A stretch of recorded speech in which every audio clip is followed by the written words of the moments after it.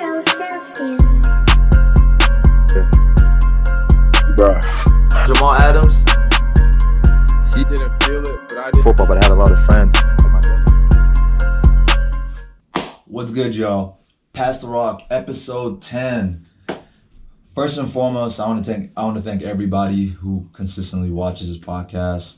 Those who, send support from here and there. People who have been on the podcast, who have helped me, create this podcast to where it is right now. I just want to give a big shout out to everybody, who's been in support, even in the big and little ways. It really means a lot. Appreciate the subscribers, the likes, the views, the comments, the ideas, everything. Really appreciate y'all for that. 10 episodes in, man. It's definitely been anything but smooth. It's been very bumpy. So, this podcast process definitely, taught me a lot. In this past, half a year, like 6 months, 5 months, it's really taught me a lot about, myself, about other people, and about the abilities and the things that I can do when it comes to my craft and everything like that. So I really appreciate everybody, and I really appreciate the support. Y'all mean a lot to me. Appreciate y'all. But today, once again, solo dolo podcast, just me, no guests. I'm here to answer questions. Certain questions that's been given to me. Certain questions that people just wanted to hear my opinion on, and I am here to answer them. So, with that being said, let's get the questions rolling. All right, so a couple of months ago, we got crowned a NBA champion. Actually, beginning of last month, LA Lakers. LeBron James, AD, and the rest of them all, KCP, Rondo, claimed the championship against Miami Heat in 6 games. It was a tough battle. It was not even a type of final that anybody expected to see. I didn't expect to see that type of final. I thought I was going to see a Lakers versus Celtics finals. But that's besides the point. So the first question states, who would be the NBA champion if COVID-19 wasn't a factor? I personally believe there's a couple of other options. There's a couple of other options that could have been NBA champions. But I personally believe it just, this question is so simple. It was just kind of like the Lakers year. Everything was just going smoothly for them. Even when the bubble began, it kind of looked bumpy. Kind of looked like, they weren't figuring everything out. But once the playoffs started, they went right to work. But then let's move that aside. Let's look at their season. First of all, the LA Lakers already clinched the playoffs before Corona even hit. So they were one of those teams that were already performing good before the pandemic and before COVID-19. So I personally think the outcome wouldn't have been different when it comes to the champions. I do believe that maybe the contenders would have been different. It could have been maybe the Lakers versus the Bucks. Also, I definitely believe the bubble definitely affected certain things. People playing without crowd, people going through different personal stuff. Mental health, all that kind of stuff definitely affected the outcome of the playoffs.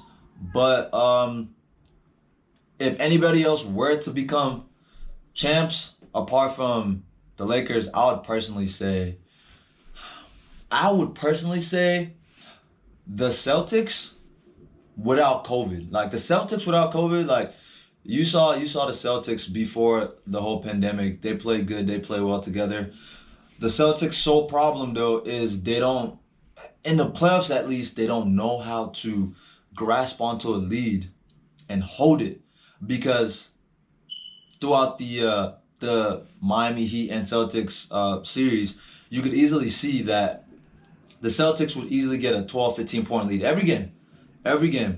They'll start the game off leading, big leads, and then they would just let their guard down, let the Heat come back. Ultimately, that stopped them from going to the NBA Finals. I thought they were going to go to the NBA Finals. I was wrong. I wish they did. But if COVID didn't happen, honestly, I'm still picking the Lakers to win the Finals.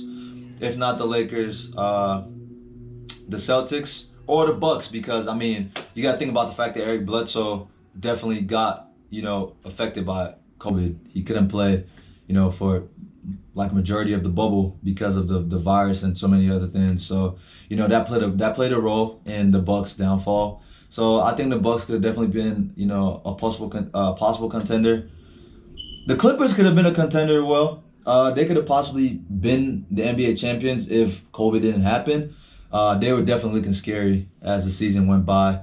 I had already said before the bubble even begun, like the the Nuggets are a team that no one should have slept on to begin with. The Nuggets are a very good team. They play extremely well. They know how to move the ball around. They know how to shoot the ball from the 3-point line. So it's definitely something that definitely opened my eyes. And even before COVID hit, the Nuggets played the Lakers and they gave Lakers a game, won overtime, and that shows like that's a very tough team. So I think those teams could have possibly been, the reigning champs if not for COVID. But I mean, it is what it is. The Lakers are the champs, and we moving on. Next question. Okay, who will become the face of the NBA when LeBron James retires? Very good question. Like, that question is not easy at all. There's so many people. So many options, so many potential. But personally, names like Devin Booker, Jason Tatum easily comes to mind. Luka is easily top 5, top 10 players in the league. People like Zion being a rookie, despite the injury and stuff that he went through, we saw him ball. So I do think Zion, it's a little too early to kind of call it yet, but Zion could be one of those people as well as John Morant. I think John Morant could also possibly be a contender to be one of the faces of the NBA. But with those two players, they're still very young. They've only played one season in the league, so it's kind of too early to call it. So I know it might seem outrageous because a lot of people, expect me to go straight to KD, Anthony Davis, Steph, all those people like that. But you got to realize that Kevin Durant is 30 years old. So is Steph, about the same age. AD is 27. You have all these people who are they're already kind of like getting past their peak. When I look at the next face of the NBA, if you're going to be the face of the NBA, you're going to be at your peak at the face of the NBA, Like, when you're the face of the NBA, we want to see your peak. Like, we don't want to see your peak before you became, the best of the best. Like, that doesn't really make sense. When Michael Jordan was the best of the best face of the NBA, he was at his peak. He was winning scoring titles, 10 scoring titles, 4 defensive titles, championships, all that kind of stuff. We want to see that. That is what the face of the NBA is. So I can't really count people like Kevin Durant and Steph Curry because, yes, they're one of the best players in the league right now, but they're not the ultimate face of the league. And by the time LeBron retires, he probably has a good 3, maybe 5 years in him. Who knows what he can do? I'll say a good 3 years in him. At that point in time, Kevin Durant and Steph Curry they're gonna definitely regress at that point in time, just because age and physicality and all that kind of stuff. I mean, we've already kind of seen most of their peaks as far as we know. So I definitely think it comes to names like Jason Tatum easily. I think Jason Tatum could easily become one of the faces of the league. Devin Booker, if found in a good team, can be the face of the league. Giannis has 2 MVPs. He's still young. He's still 25 years old. I definitely think Giannis could become one of the faces of the league. He just has to win rings, and that's the thing. Like, the face of the league cannot be someone who's just good, like who's just great. Like, oh, he plays good basketball and he knows to carry his team, but like he just never makes to the finals or never wins any rings. That like rings.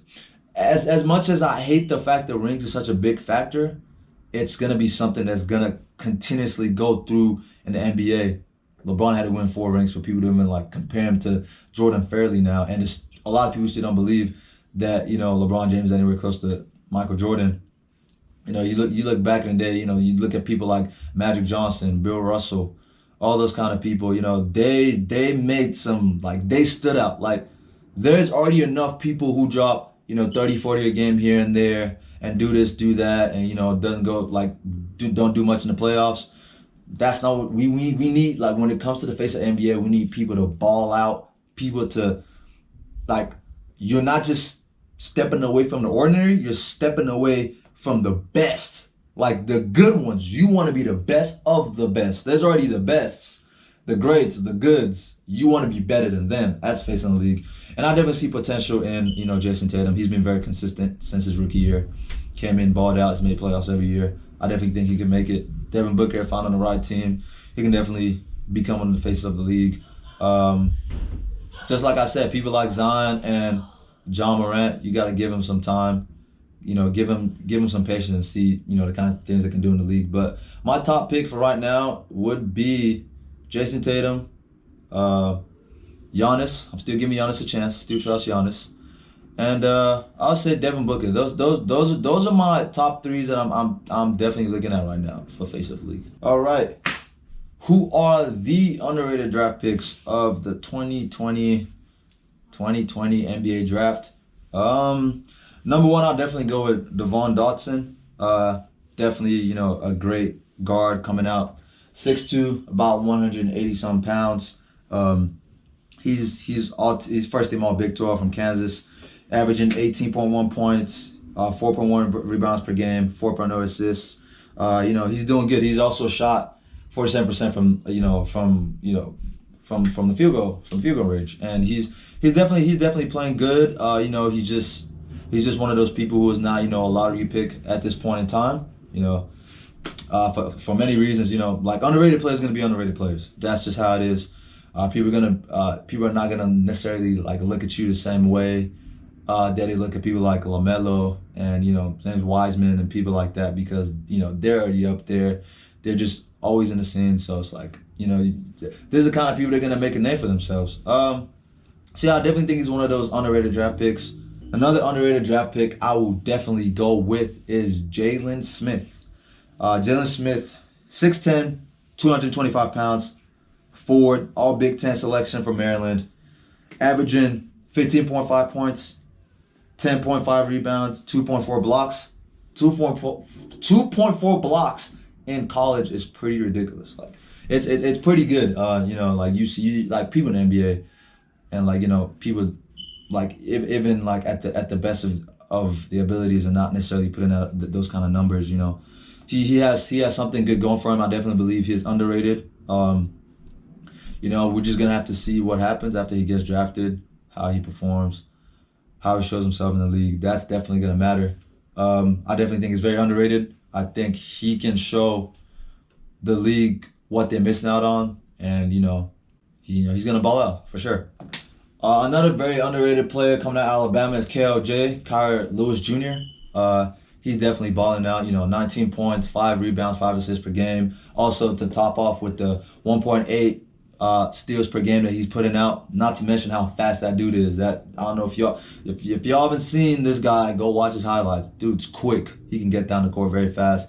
I think he's definitely one of the underrated people in the draft. He's a very, very underrated guard, and I hope to see him, get drafted at a very reasonable point and also ball out in the league. I definitely think those three people I just mentioned, I definitely think like they're very underrated. There's so many more underrated people. Keontae Johnson is also very underrated. Maybe not necessarily very underrated, but he's pretty underrated as well.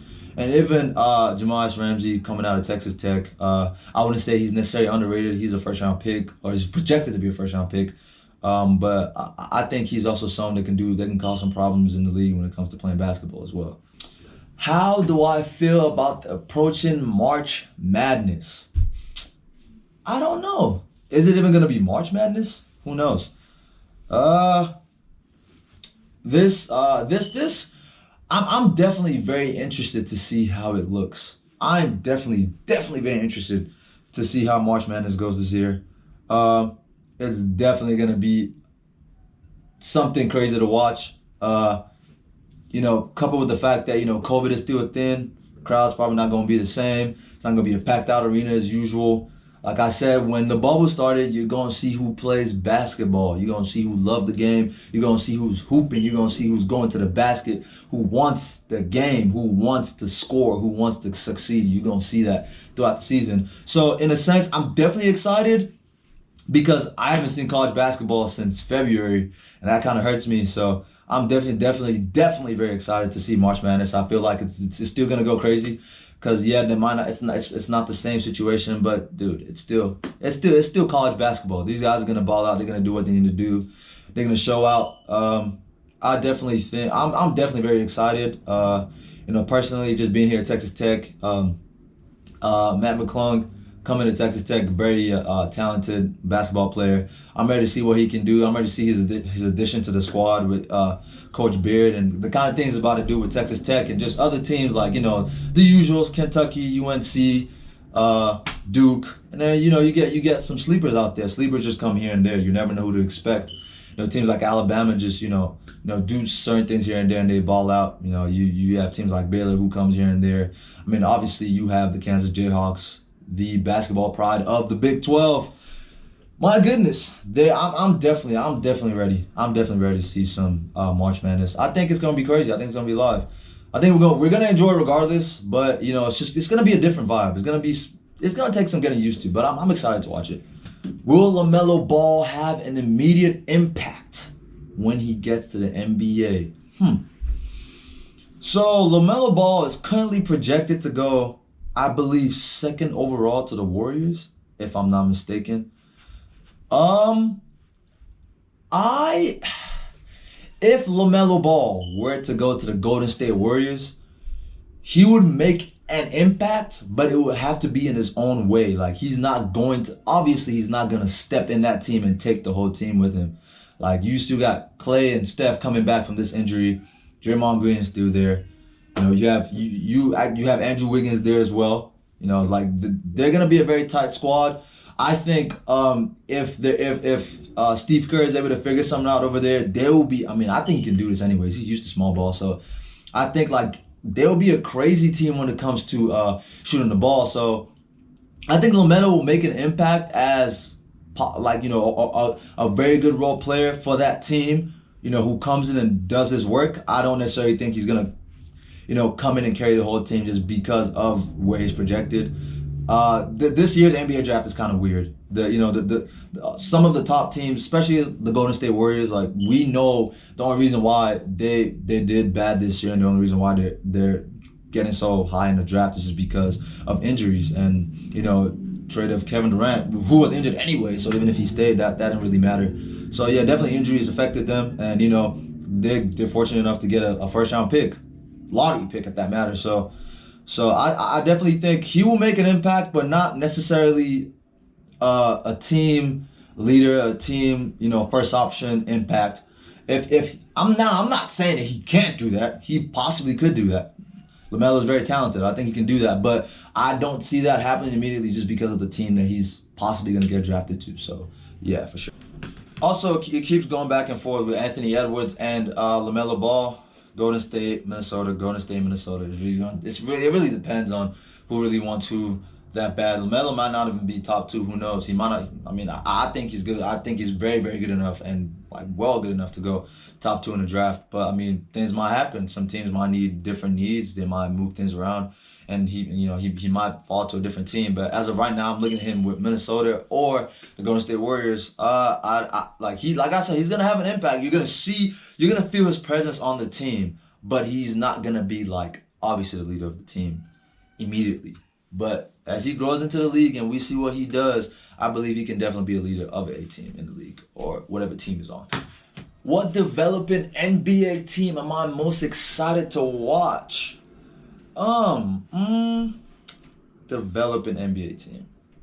I'm kind of excited to see what the Utah Jazz, what they do. This next few weeks is about to be very crazy.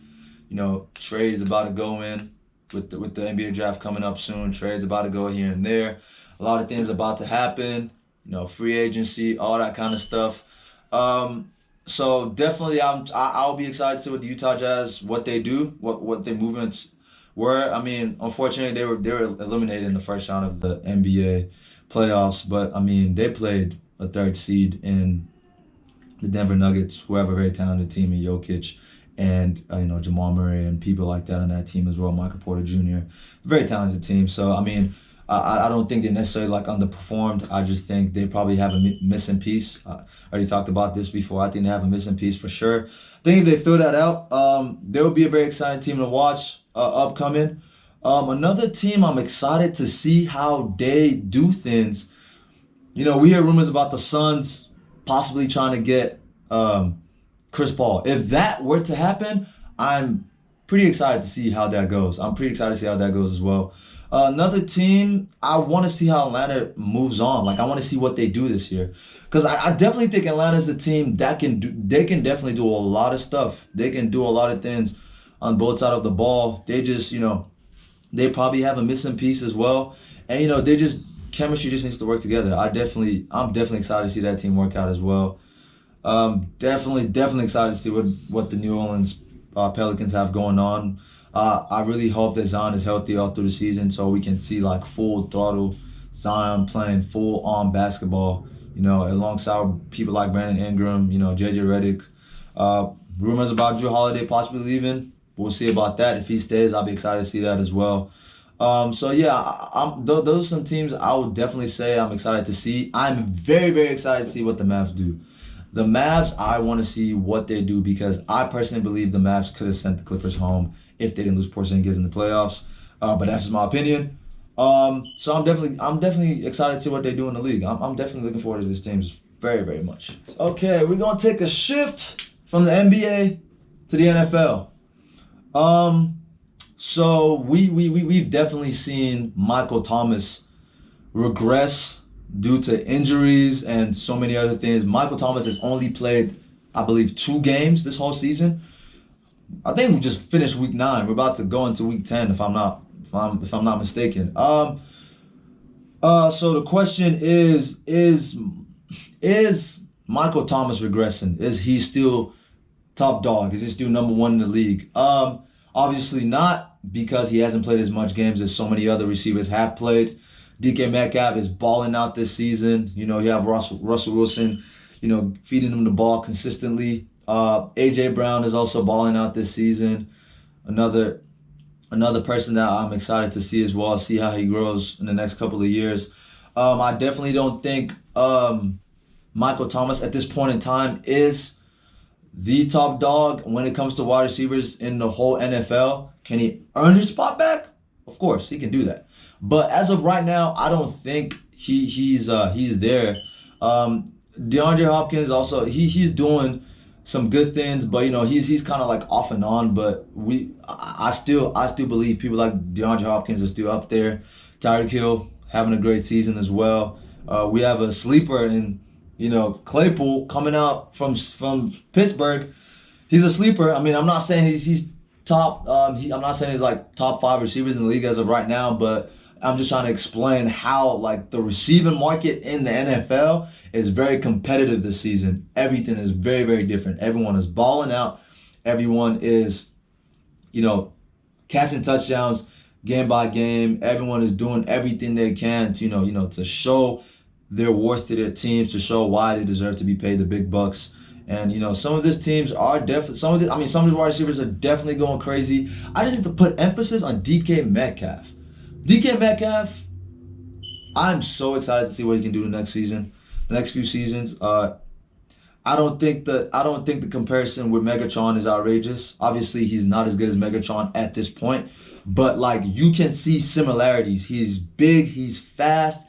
He's not as big as Megatron, obviously. He's about 6'4", 220, 230. But he runs a great 4.44, 40-yard dash. He's very fast, very quick. He has hands. He can move too. Like he's just not a big boy who just bullies you. He can move. So I'm definitely ready to see people like that, to see how they progress in the league. Michael Thomas, on the other hand, I think he needs to shake off this injury and this little slump that he's going through, and shake it off and connect with Drew Brees, because Drew Brees still has some still got some oil in the engine, and he needs to let it go. So I think Michael Thomas could earn a spot back, but as of right now, he's not top dog. Is Tom Brady's era done? Is Tom Brady finished? That is a very tough question. Reason because Tom Brady has had off and on games this season. Obviously, he started off terribly playing the Saints, and his last game, most recent game against guess who? The Saints, also very bad.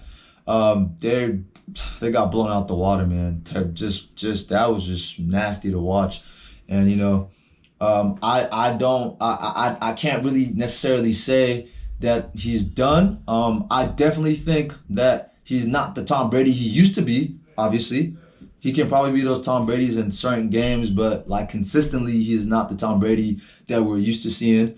That comes with age. Tom Brady is one of the oldest players, if not the oldest players in the league, currently sitting at 42, 43 years old. So obviously you're gonna see him regress. I think Tom Brady. We just have to see how the rest of the season goes for him. I wouldn't count him out just yet, but at the same time, he's also not top dog anymore.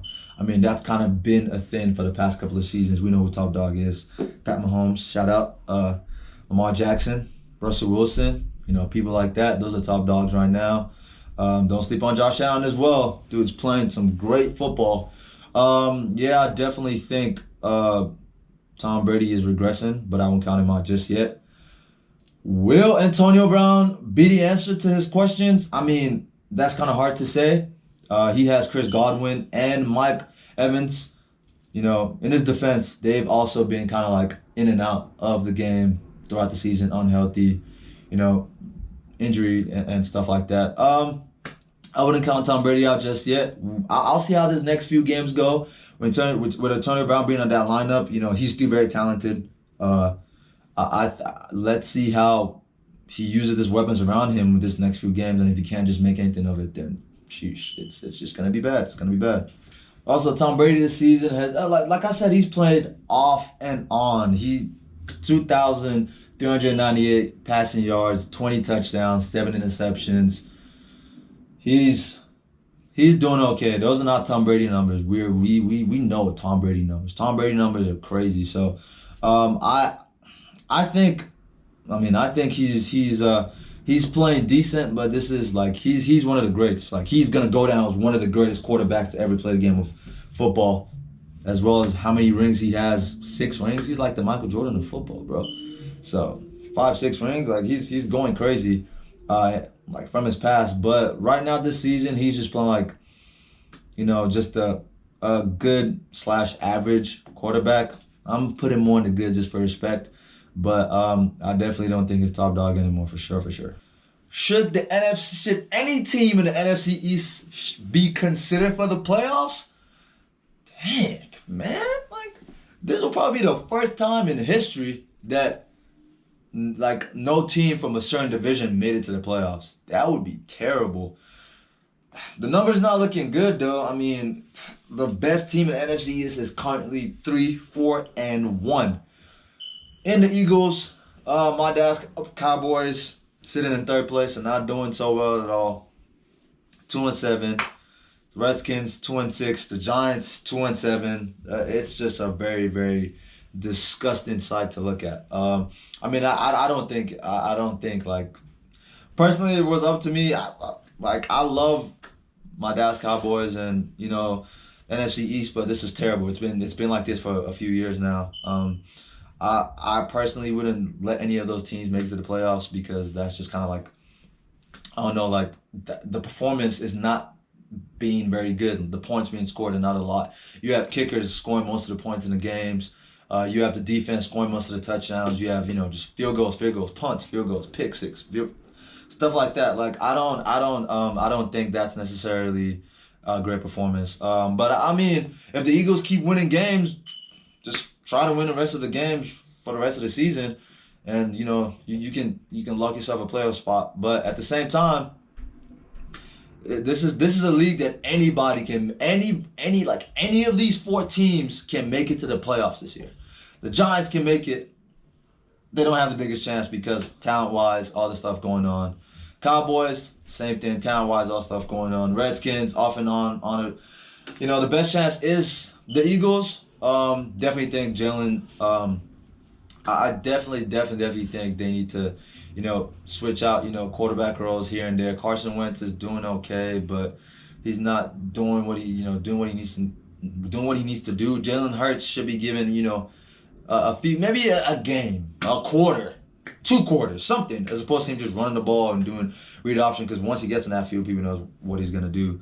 But I definitely think the NFC East is definitely the bottom of the barrel when it comes to the NFL.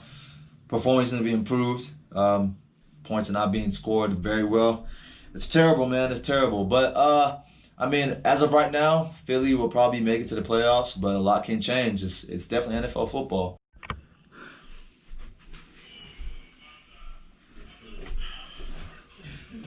All right, man. With that being said, appreciate y'all for tuning in. Appreciate y'all for watching episode 10. We done. It's a wrap. 10 episodes deep. More to come. Y'all make sure to like, subscribe, comment, suggest debate topics, anything. Reach out to me, whatever it is, man. Appreciate y'all for the support. Appreciate y'all for viewing. Appreciate y'all for the words of encouragement. I really appreciate y'all so much. Thank you for tuning in, though. Peace out.